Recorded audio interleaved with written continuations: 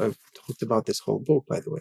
Do you know who Rick Oh, Rubin is? yes. As a big 90s hip hop fan, I'm a Rick Rubin devotee, but you were holding up the creative way there, his new book. What did you see in that? The amount of notes on its own, we're going to spend the next 2 hours talking about this book alone, and that's not the point.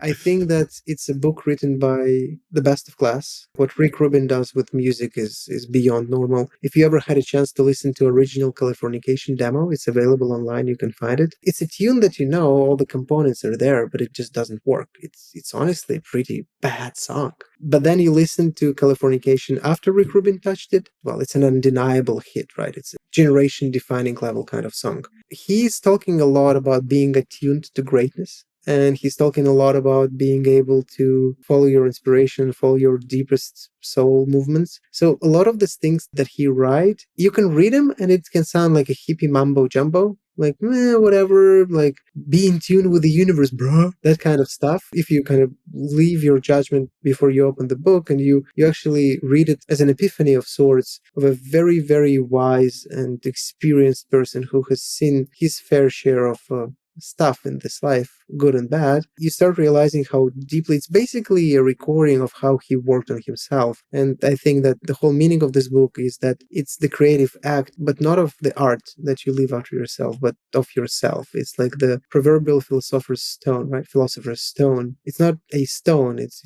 you that you polish and shape into what you want yourself to be. It all goes back to this concept of self-actualization and things like that.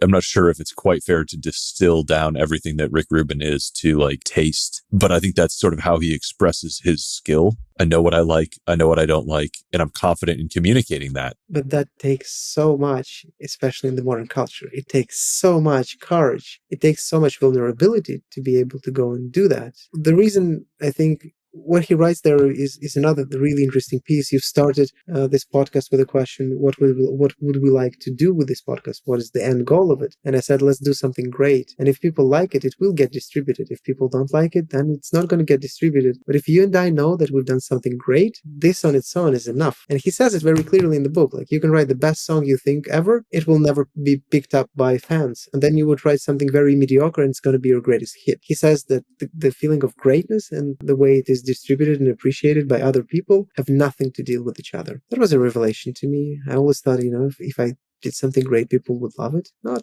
necessarily.